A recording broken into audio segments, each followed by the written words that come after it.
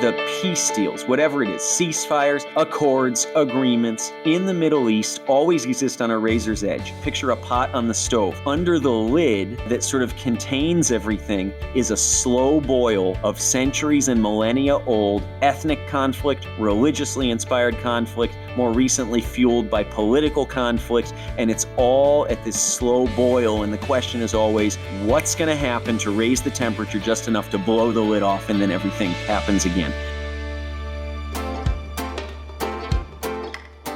Welcome to A Jew and a Gentile Discuss. I'm your co-host, Carly Berna. And I'm Ezra Benjamin. We're a Jew and a Gentile who both believe in Jesus and believe that there's value in looking at history as well as today's world in the headlines through both a Jewish and a Christian lens. And today we're going to do just that, which is look at today's world and the headlines, which is something that we don't do too often on the podcast. But today we're going to talk about what's really happening in Israel. Before we get into that, we want to let you know about an opportunity that you can support Jewish communities that you may never have heard of living in some of the most remote parts of the world. They have immediate physical needs that you can help relieve. There's more details about this on our website, ajewandagentilediscuss.org. And as a thank you for supporting them, we will send you some coffee from Ethiopia, which is where we have served for over 20 years. And if you want to have a chance to get a bag of that coffee for free, stay tuned to the end of this podcast. So back to the topic, what's really happening in Israel? Let's discuss. So Ezra, lots of our listeners, I'm sure, have been listening to the news over the past month or so. Just as a note, we're recording this on June 17th. But they probably heard about rocket fire happening in Israel and just chaos ensuing, not really knowing what's going on. I know for myself, especially before I even worked at Jewish Voice, when Israel and the Middle East was in the news, I just didn't understand it at all. And so I just distanced myself even more because it just seemed too complicated and complex. But again, a lot has happened over the past month, and we want to bring a little bit of clarity to that and even talk about some of the latest news that is happening as we're speaking. So let's start with that. I almost want to say the conflict began a month ago, but really the conflict began, in the beginning of biblical times. But let's just talk about the past month. What happened and who is involved in the conflict? Yeah, and Carly, just in response to what you just said, this conflict is nothing new, okay? And the way it happened, the fact that there was animosity between Israel, the state of Israel, and the Palestinian territories and specific radical groups within the Palestinian territories is nothing new, okay? And the fact that this involved rockets being launched from Palestinian territories, namely Gaza, into Israel, the main part of Israel, also nothing new.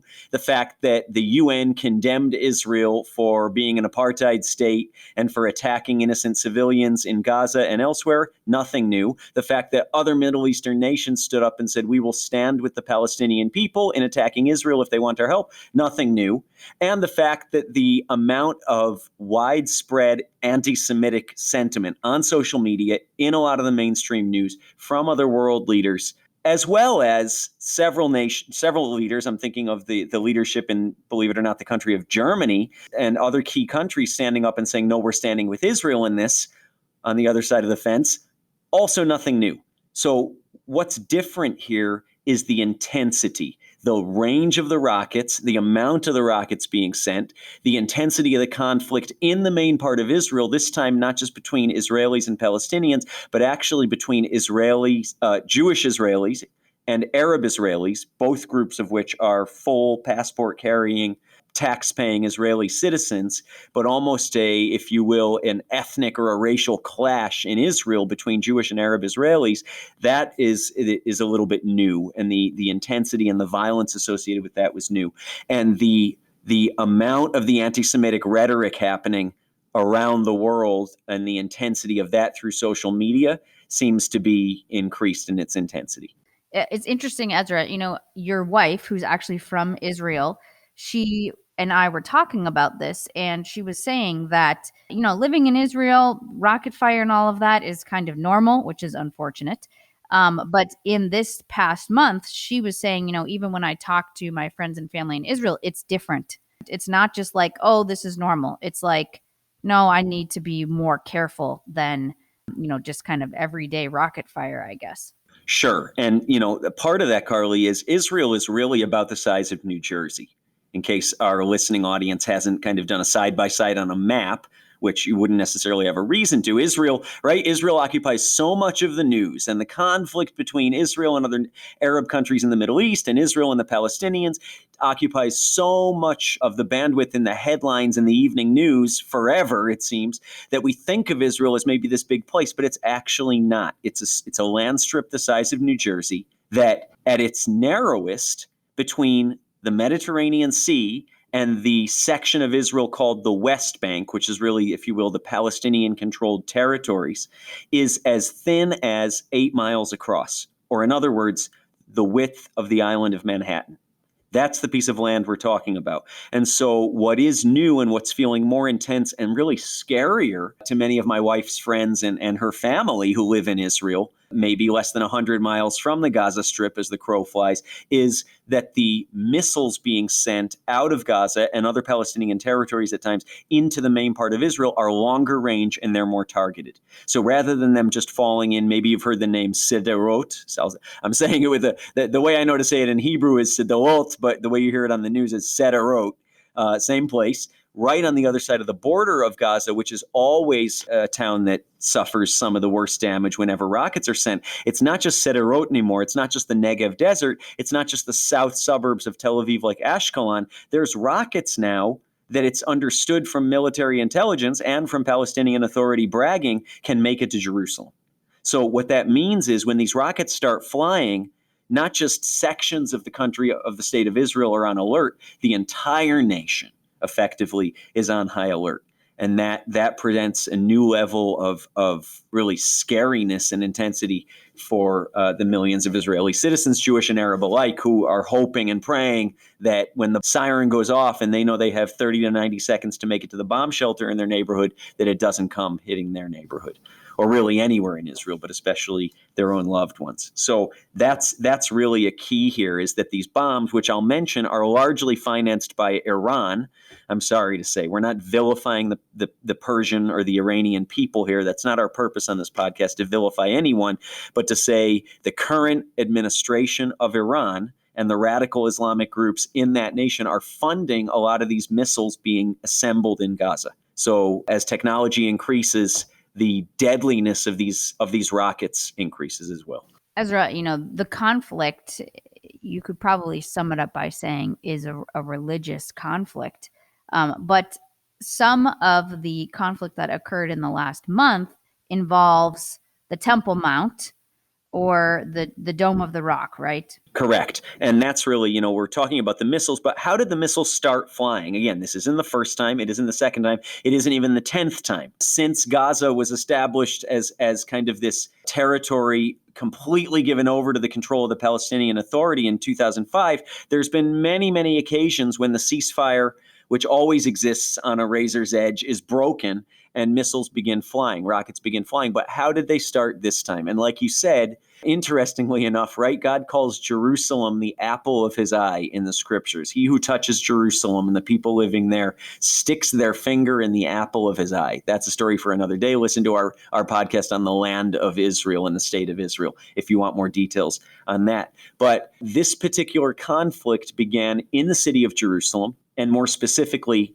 on the Temple Mount, which is the historic site of the first and second Jewish temples and the holiest place in Judaism worldwide, called the Wailing Wall, or the Kotel, the Western Wall. What do we mean by that? It's the closest place that a Jewish person can get to where the temple and the Holy of Holies once stood before it was destroyed in 70 AD under the Roman Empire. Well, why is it the closest that a Jewish person can get? Why can't they just go right up on the Temple Mount and stand next to the Holy of Holies? Because for the last several decades, the Temple Mount itself, that higher area, if you look at a picture of Jerusalem with that golden dome, which is known as the Dome of the Rock, is a couple things. It's the site of the Al-Aqsa Mosque, which outside of Mecca and Medina in Saudi Arabia is the third holiest site in all of Islam. And then the shrine commemorating where Muhammad the Prophet ascended to heaven, namely the Dome of the Rock, which, parentheses, by the way, is the same piece of rock that we understand the Jewish Holy of Holies in the temple was on. So that was named by Muhammad in Islam as the place where he'd had this dramatic encounter with Allah.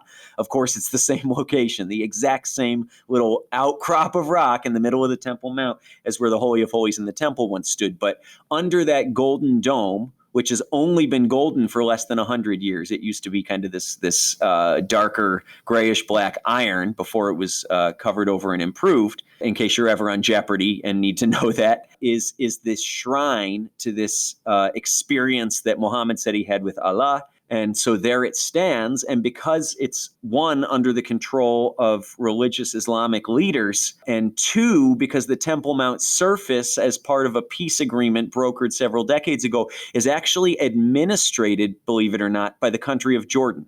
So if you're at the Wailing Wall, that's absolutely Jewish-controlled Jerusalem. Jewish people can freely go there. But if you look at the pictures, that kind of wooden ramp, it almost looks like a roller coaster waiting ramp at Six Flags, and you get up onto the Temple Mount itself, you've just crossed over. It's still sovereign Israeli territory. Israel maintains sovereign control, but administration and a lot of the security, to some degree, on the Temple Mount surface itself is under the control of a group from the country of Jordan that sort of keeps the peace in that area. And then also, of course, Israeli police are responsible to protect everyone, Jewish, Arab, Christian, whatever your religion is, in the Temple Mount area, both down at the Wailing Wall and up on the Temple Mount itself. So the Israeli police are all over this area keeping the peace, ideally, and by policy, not being aggressive with anyone, but certainly protecting people from anybody who would be an aggressor and seek to cause violence on either side of the issue there. So all of that is the context. Why does that matter? Well, let me also mention that it happened to be from April 12th to May 12th, it was Ramadan. So for those who don't know, Ramadan is this 1 month period of time on the Islamic calendar. It's going to fall on a different time on the Western or Gregorian calendar every year. And it's this period of time where from sun up to sundown, Muslims don't eat and they don't drink. No water, no food, anything. And devout Muslims are actually repenting and trying to grow closer to Allah and trying to do works of righteousness to demonstrate their allegiance to Allah and to appeal to His mercy. And then after the sun goes down, every night it's a big feast. But 30 days of intense, really fasting and prayer in the entire Muslim world, including the Muslim population in the land of Israel, on the Temple Mount, in the city of Jerusalem, and in the Palestinian territories. So this year, the period of Ramadan also coincided with this period, this kind of set-apart period of time of 49 or 50 days on the Jewish calendar between Passover and the Jewish feast of Shavuot, which in the Christian world we understand to be very closely associated with Pentecost. Pentecost came up because we understand the Holy Spirit came during the Jewish feast of Shavuot. Listen to our episode on that to get more details there. But so you have the convergence of a Jewish holy site, a Muslim holy site, the month of Ramadan, the period of waiting upon the Lord, really, between Passover and Shavuot on the Jewish calendar. All of this comes together. And a group of people, and let me just say before I go on in the facts of the matter, Carly, the peace deals, whatever it is, ceasefires, peace deals, accords, agreements in the Middle East always exist on a razor's edge. And under the lid of these things, if you will, like picture a pot on the stove, under the lid that sort of contains everything is a slow boil of centuries and millennia old ethnic conflict, religiously inspired conflict, more recently fueled by political conflict, and it's all at this slow boil. And the question is always, what's going to happen to raise the temperature just enough to blow the lid off, and then everything happens again? And so what was that particular thing this go round? And as I understand the facts of the matter, I encourage you, check out the news, check the facts for yourself, but don't just check one news channel, because they're going to tell you only the facts that they want to support the conclusion they want you to draw. That's a story for another day. But as we understand the facts, on Friday evening, and remember Shabbat, a holy day on the Jewish calendar, starts Friday at sunset every week. On Friday evening, May 7th, which was day 41 of this 50-day holy period of counting on the Jewish calendar, and very close to the end of Ramadan on the Muslim calendar, some Muslim men on the Temple Mount began out of anger, out of their resentment of Jewish people and the Jewish-controlled state of Israel, began to throw rocks from the surface of the Temple Mount, maybe 60 or 70 feet down below, onto worshipers who had come to pray at the Wailing Wall. So they're lobbing stones, I can't tell you how big, but any rock thrown 60 or 70 feet in a projectile motion is hurtful, if not deadly. And so these protesters, kind of out of allegiance to Allah in this zealous time of Ramadan, begin throwing rocks off the Temple Mount. And then those same protesters, when the Israeli police keeping security on the Temple Mount began to pursue them to stop this behavior and arrest them, ran into the Dome of the Rock, a very, very holy site in Islam. So the Israeli police, by necessity, pursue those we'll call them criminals, because throwing a rock off the Temple Mount is a crime. It's potentially deadly. Pursue those men, those criminals, into the Dome of the Rock to apprehend them. And news immediately erupts on international media and throughout the Arab and the Palestinian world that Israelis had dragged Muslim worshipers out of a holy site during Ramadan. So again, same events.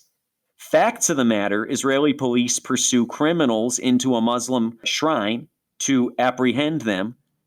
Headlines that come out on the news, Israel drags worshipers out of a holy site in Islam during a holy time on the Muslim calendar.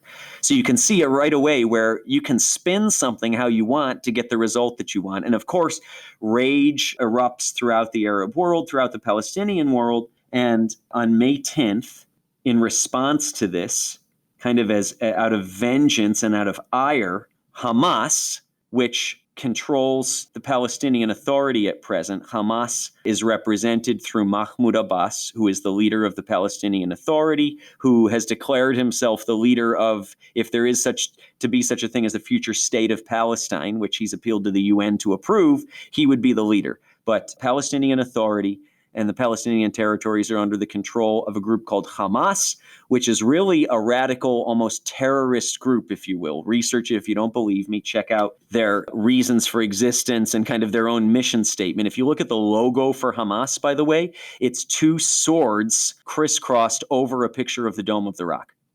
So the idea is upholding the values of radical Islam by force and by violence if necessary. So inspired by Hamas, Hamas operatives and terrorists begin launching Iranian-funded, local Gaza-constructed rockets out of the Gaza Strip, this very small piece of land nestled between Egypt and the rest of the main part of Israel, out of Gaza Strip into the main part of Israel, and thus began what would become in the last few weeks thousands and thousands of rockets shot into Israel from the Gaza Strip. So at this point, I would imagine Israel would respond. Exactly. So the IDF, which you've heard that term maybe, but let me just spell it out so we're absolutely clear. The Israel Defense Force, meaning it defends the state of Israel and all the citizens of the state of Israel, Jewish, Arab, Christian, whatever, from its attackers. It's not the Israel Aggression Force. The IDF only takes action in response to aggression against it or the very real threat of harm or loss of life against the state or its people. Okay, so the Israel Defense Force, in response, began through airstrikes, through missiles, through some tank activity, very specifically targeting sites that through their own intelligence, they knew to be the locations of the leadership of this terrorist group, the Hamas terrorist group, or where the missiles were being shot from, where the rockets were being shot from. Unfortunately, those same buildings, perhaps by design, research it for yourself, also contained some women and some children and some innocent Palestinian people who were not directly involved in the terrorism. And actually, the Associated Press headquarters in Gaza Strip, Carly, and one of the Hamas headquarters were contained in the same building. So when Israel targeted an attack, there was damage done and some loss of life at the Associated Press level, which of course is going to come out in the international news. But the question is, why did Israel target those buildings? And the facts of the matter appear to be that those were the headquarters of terrorist cells or the launch points of missiles, rockets from Gaza into Israel. So of course, as the rocket launching increases from Gaza to Israel, and as Israel responds in more and more severe measure, to stop these attacks and protect the state of Israel, there's more and more loss of life. The media becomes more and more incensed. And of course, now we have, as is so often the case, an internationally televised, internationally covered, full-blown Middle East peace conflict on the brink of what looks like war. Okay, so the Palestinian Authority is declaring war on Israel. What about the rest of the Middle East? Right. The PA is attacking Israel with these thousands of rockets. There's no end in sight. Neither party seems able to discuss an actual ceasefire because of the aggression from the other, as they would say. And so the question is the rest of the Middle East, which is all surrounding Israel, are Arab nations, Arab-dominated nations. Iran is, of course, Persian, not Arab, but immediately surrounding the borders of Israel are entirely Arab nations. Well, what's the response? Jordan and Israel have a peaceful relationship. There's bridges with the right permits. You can cross between, in the Jordan River Valley, you can cross between Israel and Jordan. But some radical Muslims from Jordan try to hop the fence into Israel with knives and other weapons, running towards Jewish communities on the west side of the Jordan River to attack. Of course, they were apprehended, but at least to some degree, the sentiment in Jordan among the radical Muslim community is Israel needs to be attacked. Well, up in Lebanon, we understand Hezbollah, if you remember that name, Hezbollah continues to antagonize Israel. They don't represent the entire Lebanese people. More and more in Lebanon, there's a curiosity about their neighbors to the south. And even because of Israel's warm response last year after that giant explosion in the port of Beirut, if you recall, more and more Lebanese are wondering, could there be peace in the future with Israel? However, Hezbollah, the terrorist radical Muslim group, also began attempting to shoot rockets from Lebanon into northern Israel, up into the Galilee region, the Golan Heights, some of the Jewish communities right on the border there. And Hezbollah said, if the Palestinian Authority wants to formally declare war, we will declare war simultaneously and we will go after Israel. So that's happening. Again, Egypt and Israel generally have a peaceful relationship. There's peace treaties. However, that relationship is strained because of the sentiment of the larger, more radical Muslim community in Egypt. And so all of this is heating up and heating up. But the point I want to make here is, peace treaty or no peace treaty, when things get tough in a conflict involving Israel, people show their true cards. And it is not warm and fuzzy sentiment between Israel and its Arab neighbors when there's conflict between Israel and the Palestinians. So Israel, again, as conflict becomes more and more intense, often is left more and more alone in that region to defend itself. So it seems, everyone is joining and I don't want to say declaring, but directing their aggression toward Israel. I think just a few days after this, a ceasefire occurs. So what caused that? Or, do they all come together and sing Kumbaya and a ceasefire occurs? Like, how do they go from multiple countries directing war at Israel to a ceasefire?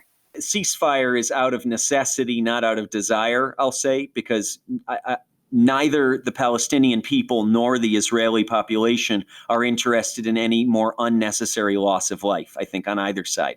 And I said it the way I said it, Carly, because we need to be careful not to vilify Arabs. I want to really speak to our Christian audience. Talking about Israel's right, and I'll say unapologetically, and we have other episodes I'd encourage our audience to listen to on this, Israel's eternal right to the land of Israel as a homeland for Jewish people, and the city of Jerusalem as the eternal God-given capital of Israel and of the Jewish people, does not give us any right or entitlement to vilify the Arab people or the Persian people or the Palestinian people as a whole. So I'm talking specifically about terrorist groups that have tremendous government control that are informing the actions of these governments in these territories. I'm not talking about the vast majority of Palestinian people who may have some ill sentiment toward Israel, but who are not directly responsible for the actual bombings, and many of whom, if they could, would probably prefer to live in peace. Many, many, thousands and thousands of Palestinian people actually hold work permits and every day enter from the Palestinian territories into the main part of Israel and earn a salary there and are largely dependent upon the state of Israel for their family's welfare. So I want to say that to say we're talking about the actions of governments and authorities here, not the actions of entire people groups. That being said, in addition to the tremendous loss of life and potential for significantly more loss of life, which informed the ceasefire.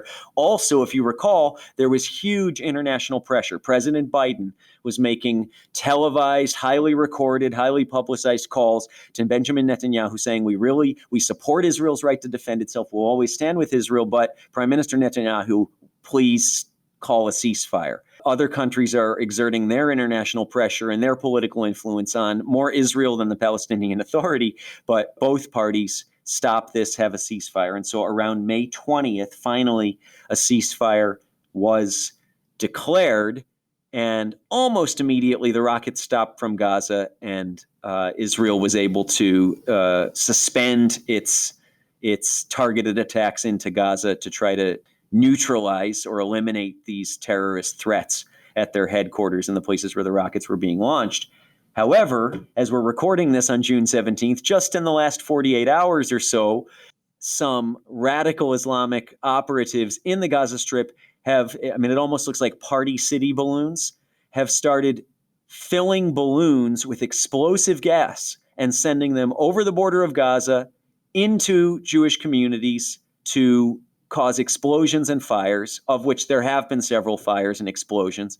And in response to that, the IDF has again initiated airstrikes on some of the terrorist headquarters who are actually calling for and orchestrating these attacks from Gaza on the larger on Israel.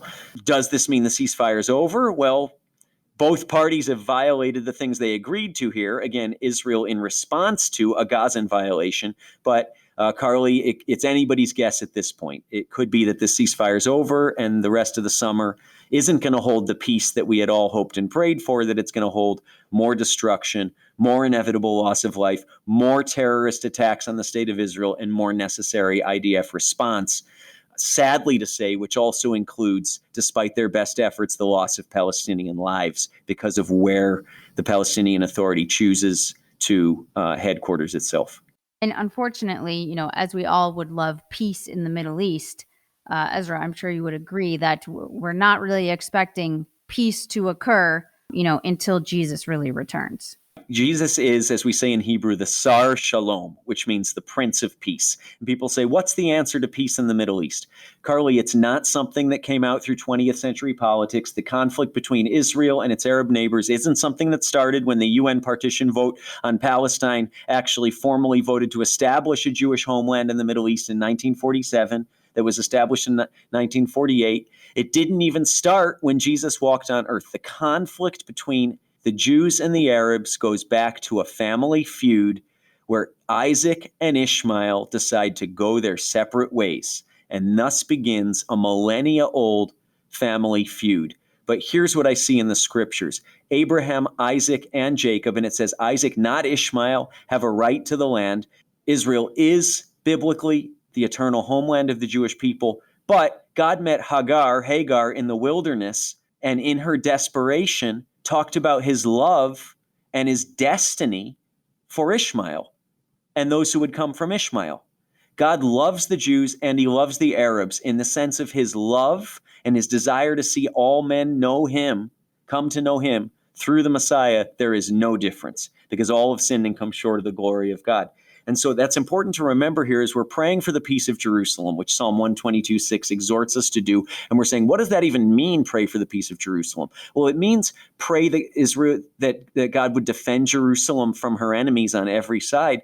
But also, we understand in the scriptures, Old Testament and New Testament, Jerusalem is the place where Jesus is returning to establish his eternal kingdom and to rule and reign, where all men, Jew and Gentile alike, will behold his glory and submit to his lordship. And so as we're praying for the peace of Jerusalem, we're praying for Jesus, the Prince of Peace, to return. We're praying for God in his faithfulness, in his mercy, to reveal his love not only to the sons of Isaac and Jacob, namely the Jewish people, but also to the sons of Ishmael, to the Arab people, also to the Persians, historically the Assyrians. God loves it. We see it in Isaiah 19. If you don't believe me, check it out. God associates himself in his mercy with the Arabs, with the Assyrians, modern day really the Persians and other groups in that area in Central Asia, and with the Jews alike. And there's a day coming when we'll worship God together, but only he can do it through the revelation of himself, his glory, his character, and his love. And Carly, to me, one of the biggest confirmations of the power of Jesus to transform a life is in the Middle East, where we see Jewish believers in Jesus and Arab Christians overcoming the millennia-old animosity and antagonism and all the bitterness that's attempted to be put on them through all the hate and all the offense and all the violence over all the generations, and actually reaching across the aisle to one another and saying, I love you because God loves you, and he's given me an inexplicable love for you in my heart. And so, though we don't see the Prince of Peace manifesting peace on earth and goodwill towards men right now, as we know he promised in Isaiah to do, we do see him manifesting that peace in human hearts, Jewish hearts, Arab hearts. And what better thing to confirm the power and the testimony and the love and the gospel of Jesus, of Yeshua, than to see a Jew and an Arab embrace one another and forgive one another and be reconciled in the love of the Lord. So pray for the peace of Jerusalem. Pray for the reconciliation of Jews and Arabs. Pray for protection for Jewish people and protection for Palestinian people from their enemies, and also from oppressive terrorist cells and governments which don't have the interests of their people in mind. And pray that the Prince of Peace would return to rule and reign from the city where he's chosen to put his name forever. For those listening, if you're interested in more about what Ezra's talking about, the land of Israel, the people, kind of who the players are in this conflict, we actually recorded a 3-part series on Israel. It's episodes 14, 15, and 16. So if you haven't listened to those, go back and check those out, and you'll have a little more context for what we were talking about here. And I just encourage our audience to pray for the peace of Jerusalem, like Ezra was just talking about, and also for all involved. Imagine if everyone received the good news and accepted Jesus. What an amazing testimony that would be. And also pray for the innocent people in this. You know, often people are kind of stereotyping, well, this is all Muslims. No, we're talking about extremists here. We're not talking about the Muslim who's living there and going about their business. No, pray for all involved. There's just so much complexity, and it just needs to be covered with so much prayer. So that's our encouragement. I hope there was some clarity brought to the conflict and what's happening, and not just kind of the news you may be hearing, all sorts of different articles you're reading, and maybe things that conflict, but just the facts and what's happening, and just an encouragement to prayer. So I hope that's helpful to you. Thanks for listening this week. I know this is a little different than some of our other content, but we hope it brings you some good knowledge and information. As we mentioned at the top of this podcast, we want to give you the opportunity to win a free bag of our Lost Tribes coffee. You can do that by entering our monthly coffee giveaway by texting JG to 474747. You can also enter at ajewandagentilediscuss.org, which has other information about how to support Jewish communities around the world. If you want to hear more episodes of this podcast, subscribe wherever you get your podcasts. Leave us a review. We love reading your feedback. You can also follow us on social media at the handle A Jew and a Gentile Discuss. Leave any questions or topics there that you want us to discuss on a future podcast. And be sure to join us next week for another episode. This show is a production of Jewish Voice Ministries International.